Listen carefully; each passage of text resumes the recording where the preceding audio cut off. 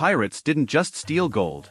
On some ships, the real treasure was a locked door below deck, where screaming couldn't carry over the waves.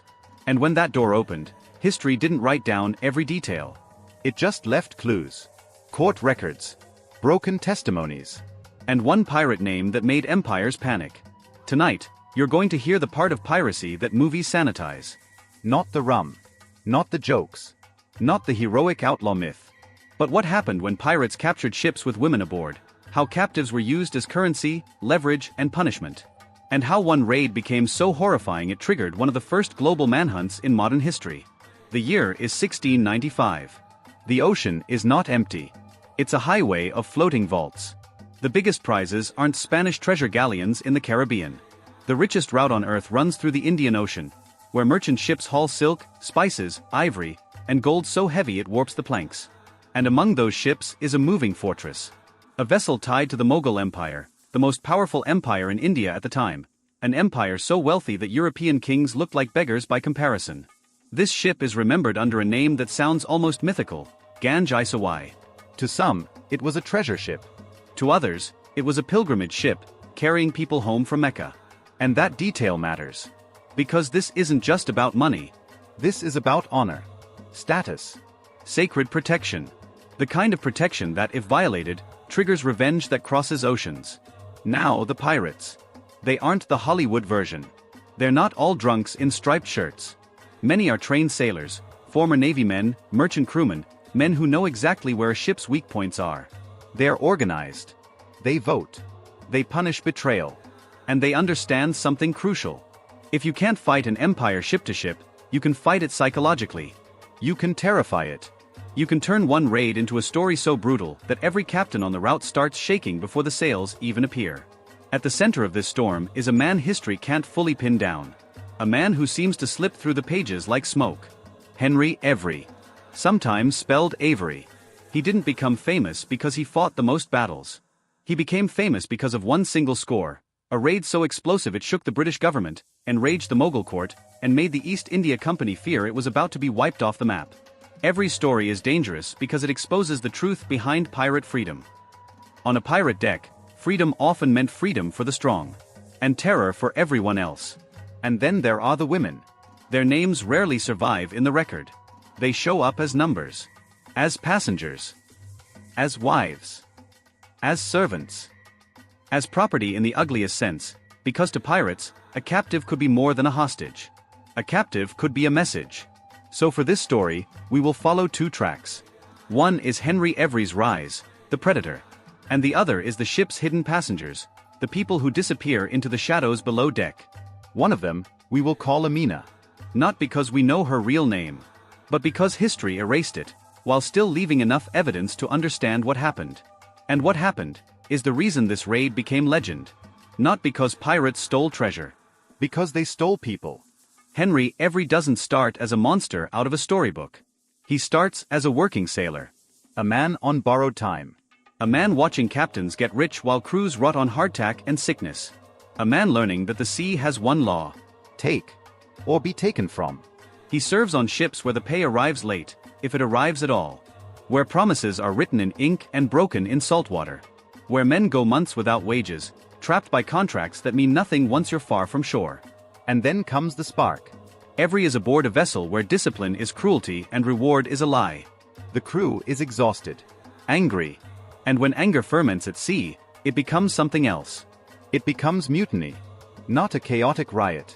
A cold decision. The kind made in whispers at night. The kind where every man involved knows, if it fails he dies. The mutiny succeeds. And in that moment, Henry Avery steps into a role that fits him too well. He becomes captain. He renames the ship, because names matter. A new name is a new fate. The ship becomes the Fancy. Fast. Lean. Built for pursuit. Avery doesn't just want to steal. He wants to vanish afterward. He wants a score so massive that no one can afford to forget him, and no one can afford to find him. So he hunts smart. He doesn't waste cannonballs on small prey. He targets routes. Timetables. Seasons. He studies the sea the way a murderer studies a hallway. Then he learns about the Mughal convoy. A stream of ships returning from pilgrimage season. Ships heavy with wealth. Ships guarded. but not guarded like European warships. Guarded by confidence. By the belief that no one would dare attack them. Confidence is not armor. Avery gathers other pirate crews. Because even predators understand packs. They form an alliance, temporary, tense, driven by greed. No honor. No loyalty beyond the next horizon. And as the pirate sails begin to cluster, sailors on merchant ships start telling stories. Stories that move faster than wind. Don't fight. Hide what you can. Pray they only take cargo. But the truth is worse. Because pirates don't just want cargo. They want control. If they capture your captain, they capture your ship. If they capture your ship, they capture your people. And in the floating world of the sea, people are leverage. Avery knows fear is a weapon. He knows reputation is worth more than gunpowder. So he becomes careful with who lives. And who doesn't. Some ships are released to spread the message. Some are stripped bare and left limping, so their survivors will arrive in port like ghosts, warning others of what's coming. This is how pirate power grows. Not by building nations. By building nightmares. And the nightmare has a destination. The Indian Ocean. The convoy. The treasure ship. The Ganj-i-Sawai. Picture it at dawn, huge against the water, moving like a city. Armed guards. Passengers. Families. And somewhere inside, behind locked doors and layered cloth, the women traveling under the Empire's protection. Amina is below deck. She has heard rumors. Sails on the horizon. Fighting on other ships. A word spoken softly by crewmen as they pass. Pirates. She doesn't know the details. But she knows the tone. The tone people use when they're trying not to panic. Above her, the ship's defenses prepare. Men load weapons with shaking hands. They are not soldiers. They are guards. Merchants. Travelers. And then the fancy closes in. Every ship isn't the biggest. It's the hungriest. The sea goes quiet in that way, it does right before violence. Not peaceful. Just holding its breath. Avery orders the attack. Cannons speak. Wood splinters. Smoke rolls across the surface of the ocean like a veil. The Ganj-i-Sawai fires back, but chaos blooms fast. Because in naval combat, one small failure becomes a collapse. A gun misfires. A powder store ignites. A rope snaps. A command is misunderstood. And suddenly, the fortress is bleeding. Avery pushes closer. Hooks bite into the enemy rails. Boards slam down. And pirates pour onto the deck like a dark tide. Amina feels it below before she sees anything. The vibration of boots. The jolt of impacts. The sharp change in the air. The smell of smoke and panic traveling through the hull. Voices rise. Orders. Crying. Then a new sound. A sound that does not belong to her ship. Men laughing in a language of victory. And the locked door below deck becomes the most terrifying object in the world. Because it can keep someone out. Until it can't. Pirate legends love to pretend there were rules. That pirates were rough but fair. That they had codes. That the worst of humanity belonged to empires, not outlaws. But on a captured ship, the only real law is this. Whoever holds the weapons decides what a human life costs. The deck is taken. The defenders fall back. Some surrender. Some are hunted down. Some hide. The pirates swarm through the vessel with practiced violence. Opening chests, tearing up floorboards, prying apart panels. Because they know the trick of wealthy travelers. If you can't hide your gold on land, you hide it inside the ship itself. They find jewels. Coins. Silks. Precious stones sewn into hems. And then someone says the words that shift the raid into something darker. There are women. You can feel it in the historical accounts, how the tone changes. How the raid stops being just theft and becomes something more personal, more cruel. Because women aboard a prestigious ship mean power in a different form. They mean ransom. They mean leverage over officials. They mean humiliation. And for some men, men who have lived by violence and hunger, women captives mean something even worse. Amina hears the door struck. Once. Twice. Wood groans. Behind her, other women press together, breath caught in their throats. Some pray silently. Some don't move at all, like if they become statues, reality will pass them by. The door breaks. Light cuts into the room. Men enter who do not belong there. Eyes scanning. Smiles sharp with entitlement. In many pirate raids, captives were forced into lines. Sorted. Questioned. Not for their names. For their value. Amina is pulled forward. Hands seize her wrist. She stumbles, feet catching on cloth, dragged up toward the deck where the air is thick with smoke and salt. The pirates want the treasure first. So they start bargaining with terror. Where is the money? Where is the hidden compartment? Who has the keys? Which passenger is wealthy? When answers don't come fast enough, violence fills the gap. Not always murder, though sometimes. Often something calculated. Something designed to make everyone else cooperate. A beating delivered in full view. A threat made with a blade resting against skin. A demonstration that says, "You are not people anymore. You are leverage." And then comes the betrayal that history records again and again.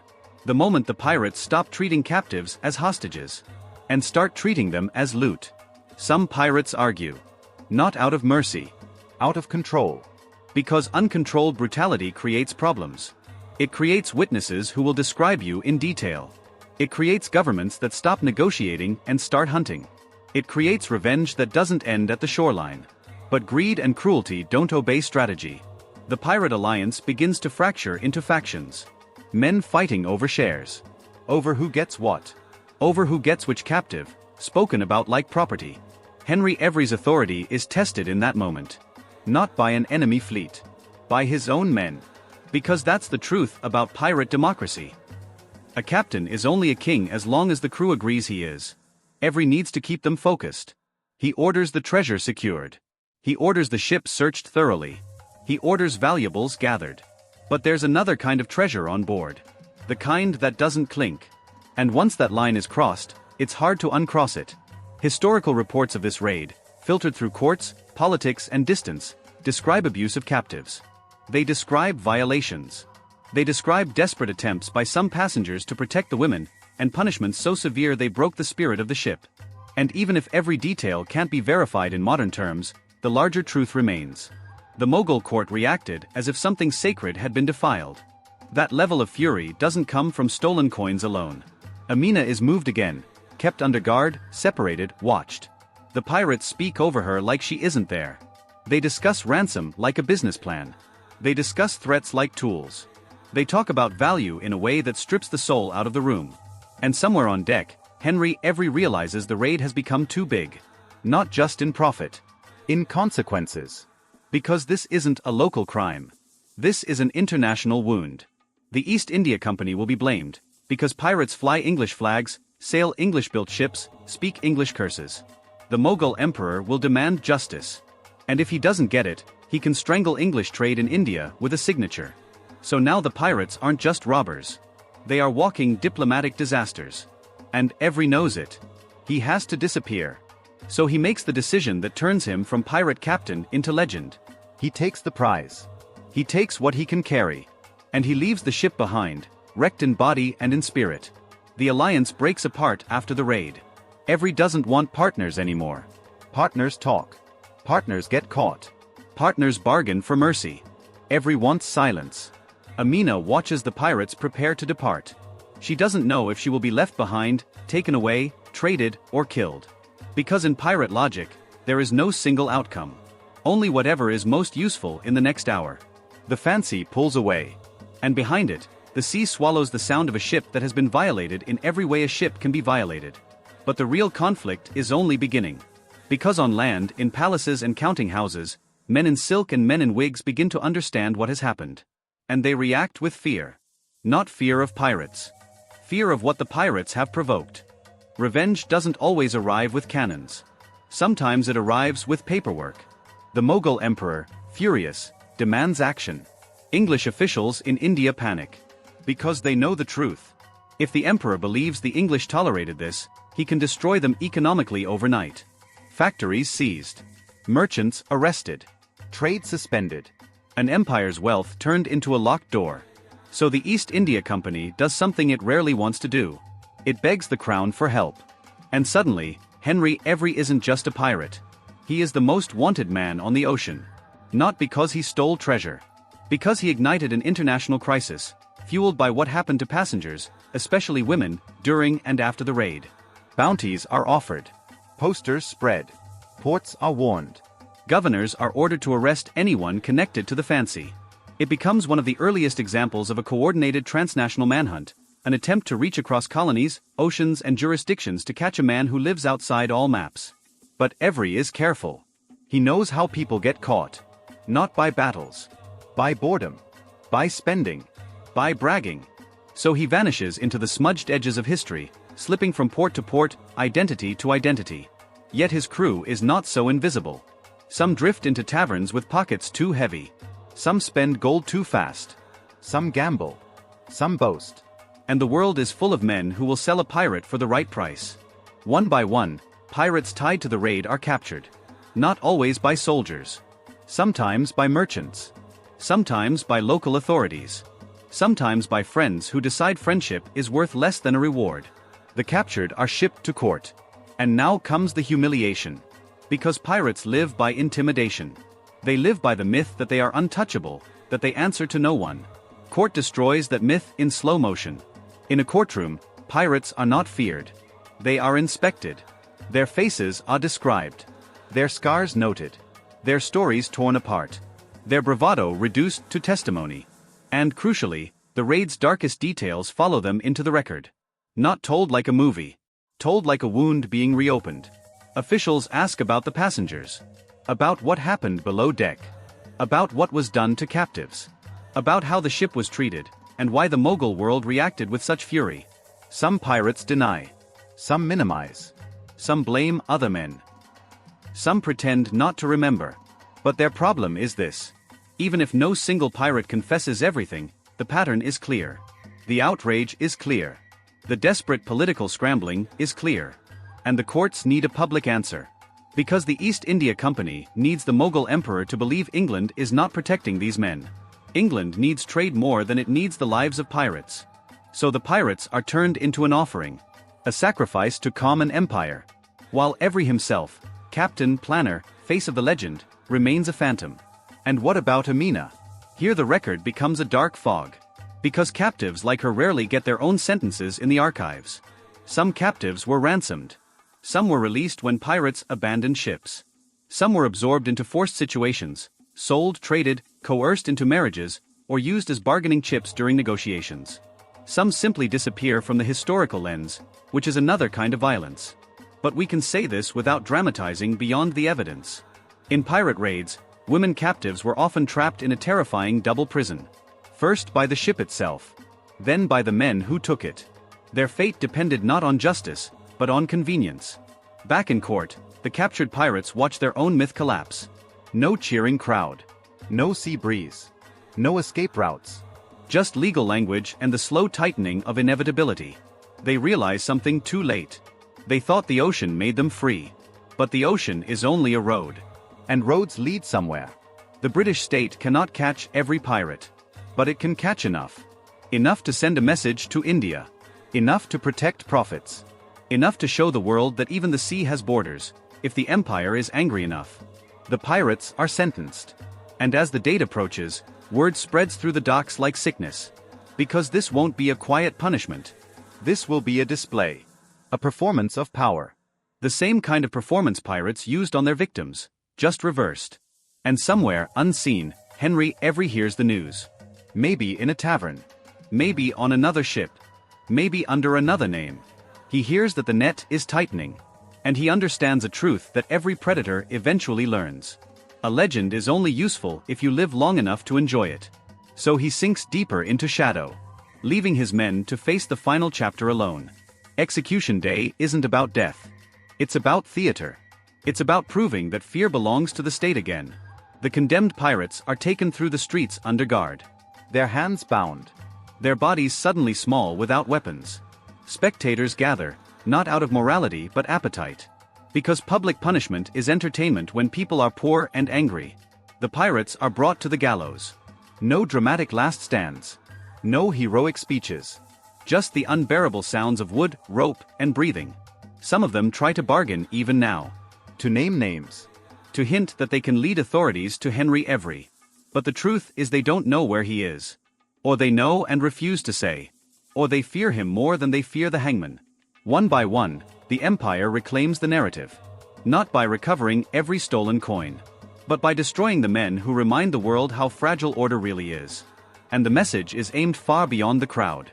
It is aimed across oceans. Toward India. Toward the Mughal court. Toward every merchant deciding whether English protection is worth anything. The pirates die. The bodies are treated as warnings. The records are filed. And still, Henry Avery is missing. That's what makes the story rot in your mind. Because we are trained to expect endings. We want the pirate captain to swing too. We want the villain to be punished cleanly. But the sea doesn't always give clean endings. Avery disappears into rumor. Some claim he escaped and lived rich. Others claim he was cheated, robbed, and died poor under a false name. There are stories of him begging in alleys, unrecognized, his king of pirates legend turning into a private joke the universe tells itself. Historians can't confirm a single final scene with certainty. And that uncertainty is the final insult. Because the people most responsible sometimes avoid the punishment meant for them, while the powerless carry the scars. Back in India, the political shockwaves are real. The East India Company scrambles to prove loyalty. To pay compensations. To promise crackdowns. Because they understand the stakes. This isn't a fight over one ship. It's a fight over whether English trade is allowed to exist under Mughal tolerance. And in a way, the raid rewires piracy itself. After this, pirates learn something. Governments learn something too. Piracy isn't just theft. It's geopolitics. A single raid can threaten treaties. It can close ports. It can provoke retaliation. And it can expose the darkest truth of all. That the people on board, especially women captives, aren't seen as human first. They're seen as pressure points. In the aftermath, stories spread across Europe. Penny pamphlets. Dockside gossip. Newspaper whispers. Some tell the tale like a thrilling heist. Others linger on the horror in coded language, suggesting what happened to the passengers without printing every detail, because even the public appetite had limits. And that's how the myth of the pirate gets built. A layer of adventure painted over a foundation of fear. A black flag hung over a locked door below deck. Henry Avery becomes an idea. An invisible man who embarrassed empires. But the women remain mostly nameless. Amina remains mostly nameless. And that is part of the violence too. Because if no one remembers your name, it's easier for the world to pretend you were never there. The fancy is gone. The treasure is scattered into countless pockets. Some melted down. Some spent. Some lost. But the consequence remains. An emperor's rage. An empire's panic. A public execution designed to stitch order back together. And one question, hanging in the salt air like a rope. If pirates could do this once, what else was done quietly, on ships that never made the record? Here is the part no pirate movie wants to show you. The real golden age of piracy wasn't golden. It was hungry. It was men trapped by debt, disease, and war, then cut loose into a world where violence paid faster than work ever could. And when men are rewarded for cruelty, cruelty becomes culture. On the open sea, morality isn't enforced by neighbors or laws. It's enforced by whatever stands behind you holding a weapon. That's why female captives were so vulnerable. Because pirates didn't need courts to exploit them. They didn't need permission. They didn't need paperwork. All they needed was time. And isolation. A ship is isolation perfected. A floating room you can't leave. A horizon that doesn't care. So what did pirates really do to their female captives? The truthful answer is not one neat sentence. It's a spectrum of exploitation that changed from crew to crew, raid to raid. Sometimes women were used as ransom, their safety turned into a price tag. Sometimes they were used as leverage, threatened to force cooperation or reveal hidden wealth. Sometimes they were treated as spoils, a word that should make your stomach turn when applied to a human being. Sometimes they were forcibly kept, moved, traded, or coerced into roles they never chose. Sometimes the abuse was physical. Sometimes it was psychological. Often it was both. And even when captives survived, survival wasn't victory. Survival meant living with the memory of being reduced to an object on a pirate's ledger. Survival meant returning to a world that might blame the victim for what was done to them. Survival meant silence, because the people writing the records cared more about stolen gold than stolen lives. That's what makes the Ganj-i-Sawai raid different. Not because it was the only atrocity at sea, but because it broke through the wall. It became so politically dangerous, so socially explosive, that it forced empires to react. And that reaction reveals the hidden machinery of history. The world didn't mobilize because women suffered. The world mobilized because trade suffered. That's the coldest line in the story. Pirates didn't terrify governments only by killing. They terrified governments by interfering with money. And women in that system were often treated as part of the cargo, valuable not for who they were, but for what could be extracted from them. That's not a pirate problem alone. That is a human problem. Because piracy wasn't born in a vacuum. It was born in the same world that ran plantations, indenture, forced labor, colonial conquest, systems where human bodies were measured in profit. Piracy was a mirror held up to empire. And sometimes the reflection was honest. Henry Avery understood reputation. He understood the power of fear. But even he couldn't control what his raid unleashed. He wanted a fortune and a clean escape. Instead, he created a monster bigger than himself. A crisis that pulled governments into the ocean after him. A legend that outlived his name. And a shadow that still covers the story of piracy today. Because once you know this, you can't unknow it. You can't see a pirate flag the same way again. You can't hear adventure on the high seas without also imagining the locked door below deck. The hands on the latch. The footsteps approaching. The silence right before it opens. And maybe the most terrifying part is this.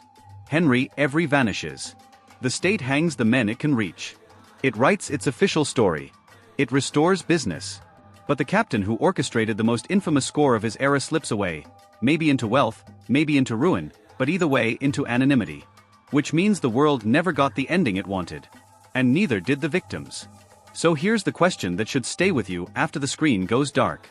If the most famous pirate raid in history left women mostly nameless and justice mostly incomplete, how many other ships vanished into the horizon carrying stories that were never written down at all?